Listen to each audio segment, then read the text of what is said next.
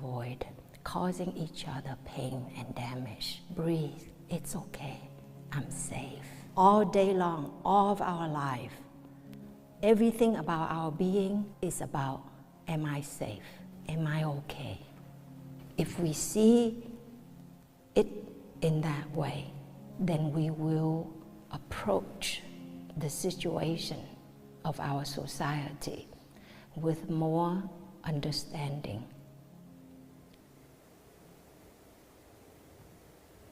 Today, the topic of the talk is about racial and religious discrimination, to understand why we are where we are as a society, why we are who we are, and what we are doing. So let us explore these aspects together. I certainly don't have the answers. I certainly struggle. And because I feel that it's such a charged subject, it triggers not just intellectual but emotional, visceral reactions in many of us.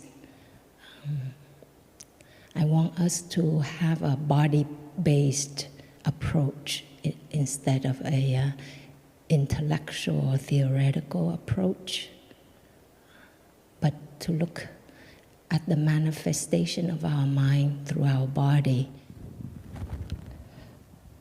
When we talk about discrimination, whether it's religious or racial or gender discrimination, whichever kind of discrimination it's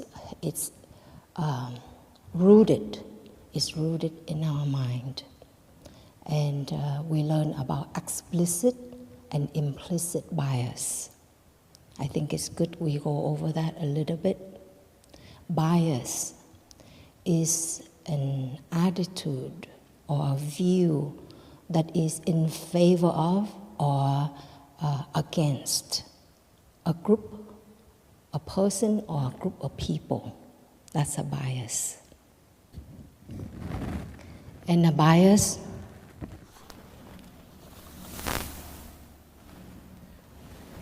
can be explicit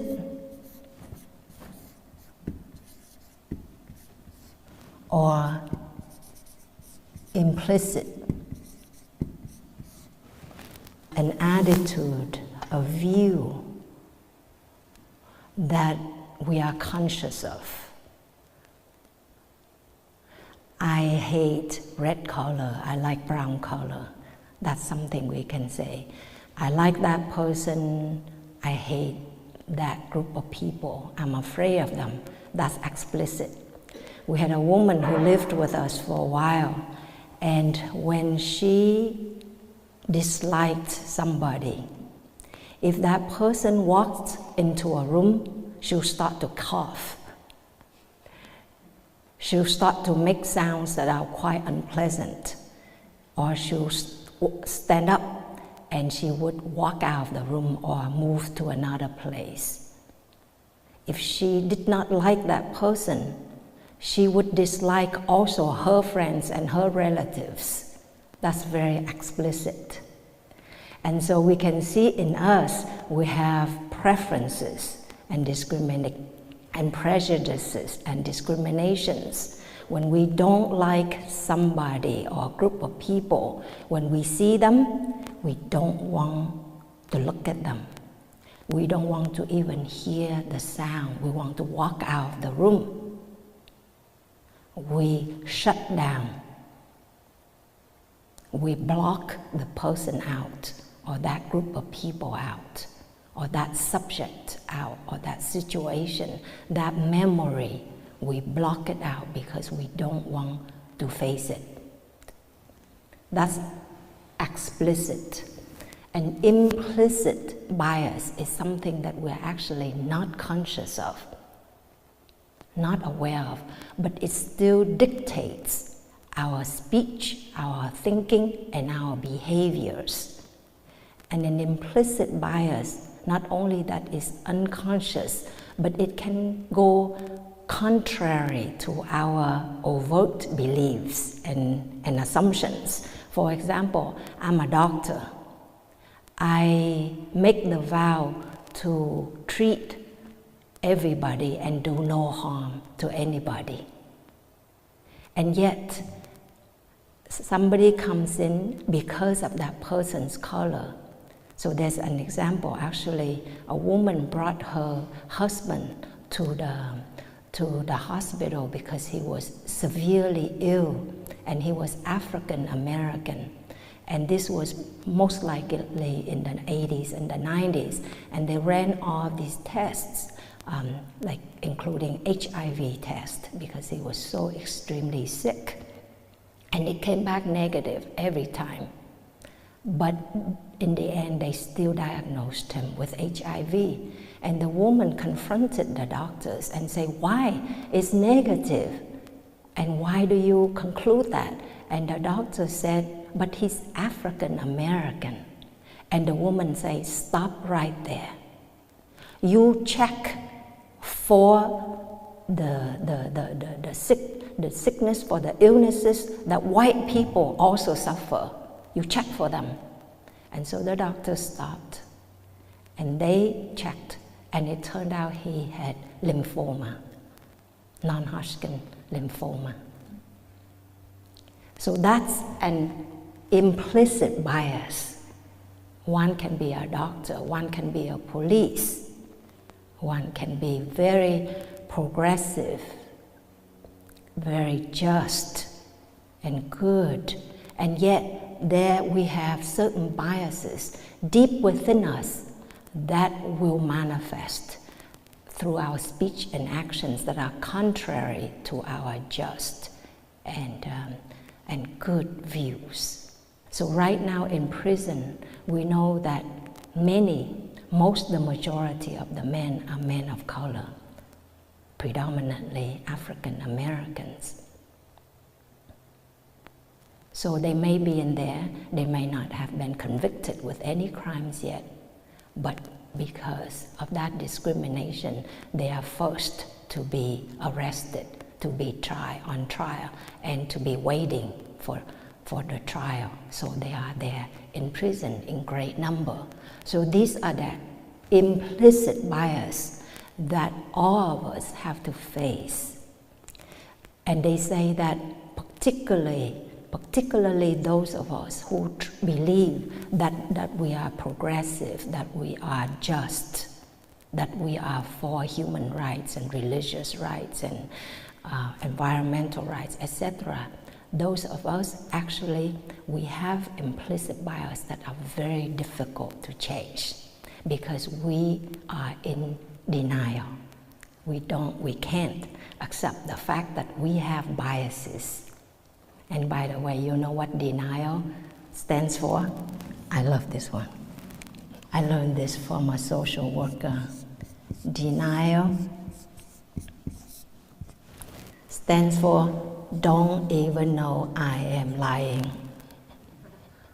Very deep within, don't even know I'm lying. Okay? So I thought maybe we go through the little bit of the brain anatomy to understand ourselves from this body-based approach. So this is the brain that I'm standing like this. The nose is over here. Okay? And we have, right here is the brain stem. We also call the reptilian brain.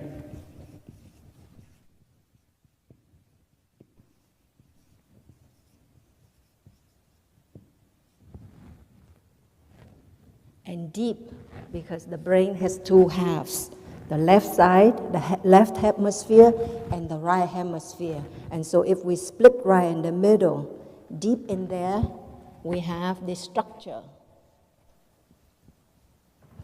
that we call, well, there are different structures in there that we call the limbic brain, or the mammalian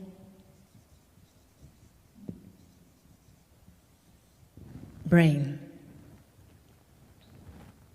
And then we have this more recently developed brain we call the cortical brain.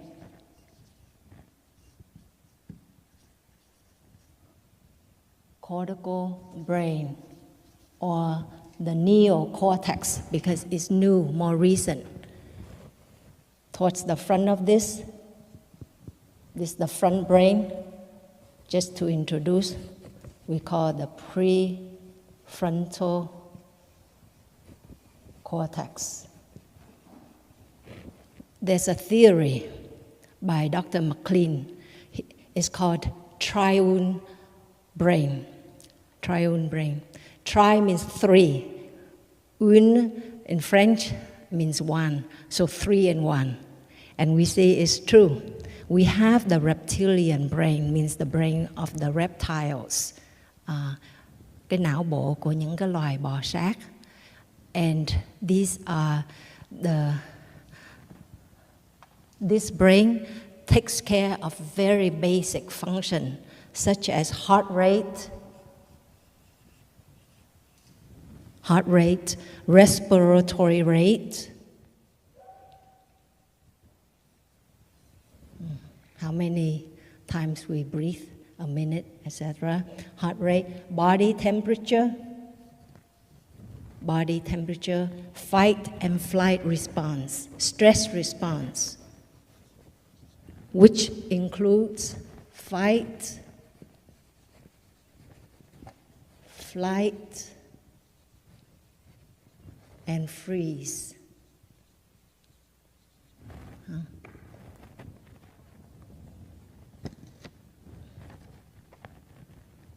Reptilian brain.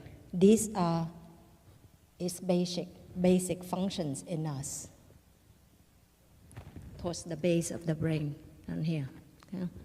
We have deep inside the brain, the limbic brain, and it's also known as the emotional brain. All of the sensory inputs from our eyes, our ears, our mouth, not from the nose, from the body, the skin, will go to this limbic brain, and it will be processed. It will be compared to previous experiences.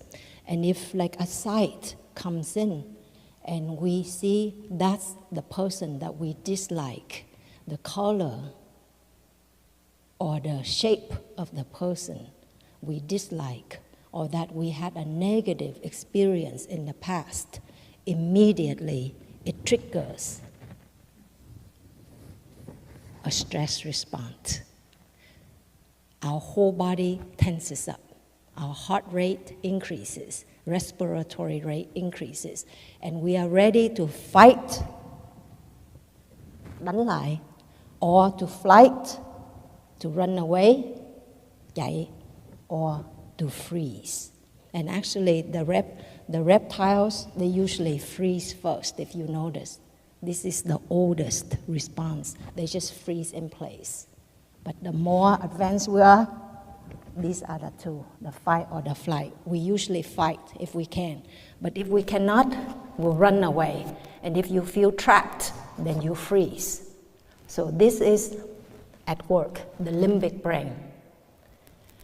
Through evolution, actually, the brain gives birth to itself, to this cortical brain. It's like a bark of a tree, our brain. There's that layer that enables us with many more functions like language, speech, memory, many things more, to execute, to plan and execute certain actions. It also gives us in this area right here, inhibition, to think about things and to decide whether it's a good action or not. There is compassion. There is self-awareness. So these are more recently developed in human, many more capacities, but some, I just want to mention that. So in this way, we see that in us, as we prize ourselves highly developed human beings, we know that our animal ancestors are very alive in us. And for this reptilian brain, this is all about life or death. Just life or death. The individual consciousness, like the ants or the bees or school of fish, they have very low individual consciousness. It's more collective. They go together, they affect each other. They are like one organism together. But this is survival instinct in us, very alive in us. This one, the limbic brain, when we have them in us, then we have more emotions. And when it's triggered, it's fear, violence, anxiety, and anger. Those are the four strongest emotions that it triggers. Fear, violence, anger, and anxiety. Okay. So when we look at this brain inherent in us, we will understand why we are the way we are and why we behave the way we behave. When our emotional brain, the limbic brain, is triggered, we will react with these strong emotions. Because this brain is all about survival. This is the basic survival. This is a little more advanced survival. This is just life or death. This is, am I safe? All day long, all of our life, our brain, our body, everything about our being is about, am I safe? Am I okay? That's that basic. And Oprah Winfrey, she said, she's been interviewing people 25, 30 years more. And through every single time, after each interview, whether that's a president or a famous person or a common person, always at the end that person will ask her in different kinds of language, but it's all, was it okay? Am I okay? Was I okay? Never failed. That is the deep need in us. Am I safe? Am I okay?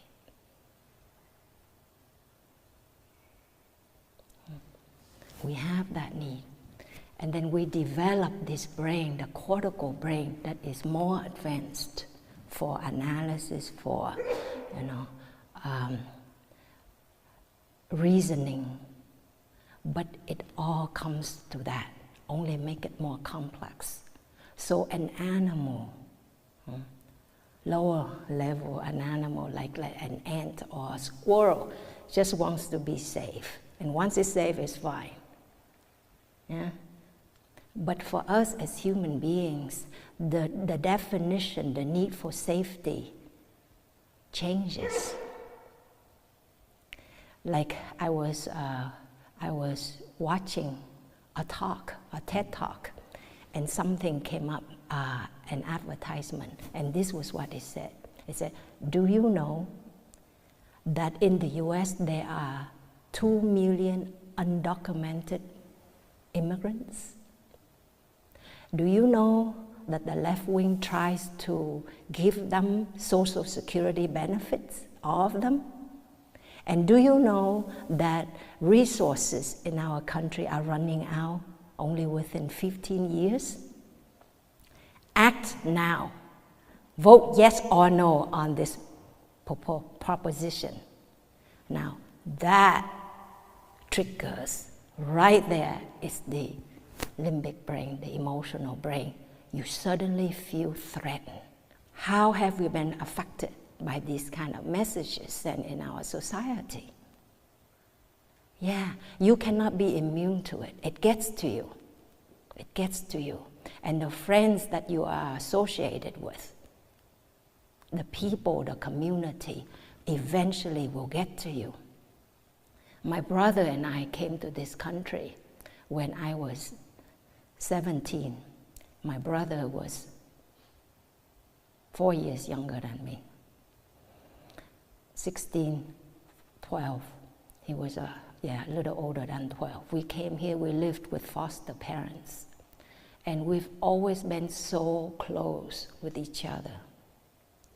And during the Trump administration, I discovered that my brother is totally pro-Trump.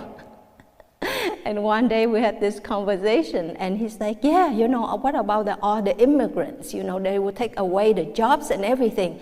And I just looked at him aghast. My mouth just dropped open. I'm like, what do you mean? Because I didn't know he had this view. We never talked about it really, about politics. So he said, yeah, all these immigrants and this and that. And I said, Sonny, stop, honey. Aren't we immigrants? Aren't we refugees? What are you talking about? If we never had a chance, how can you be who you are today, and how can I be who I am today?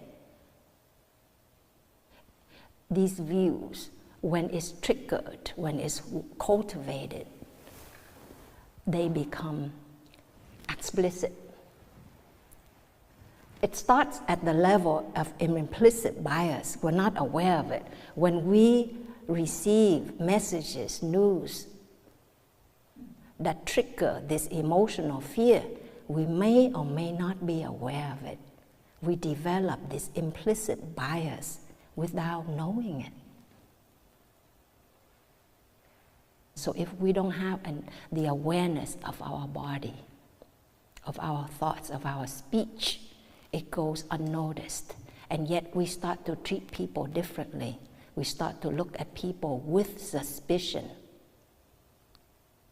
We become paranoid because of these implicit biases, and then they become more overt. They exhibit the inactions and speech that we're like, and then we feel righteous about those actions and the words that we use. We feel we will defend for those views, for those attitudes. So it took millions of years for us through evolution to become these Homo sapiens, the intelligent human beings. But it took us only one split of a second to go down to the mammalian brain, to go to the reptilian brain. One split of a second, we react. And we go down very fast. We're just a striking snake. But also means and only takes us from this reptilian brain or the limbic brain, one breath, one mindful step, one mindful breath, one thought of compassion. We can go through evolution, not through millions of years, but only in one split of an instant. We can go from the reptilian brain, the limbic brain, to the cortical brain. And when we pay attention to our breath, to our step, the mind is quiet, we really experience our body.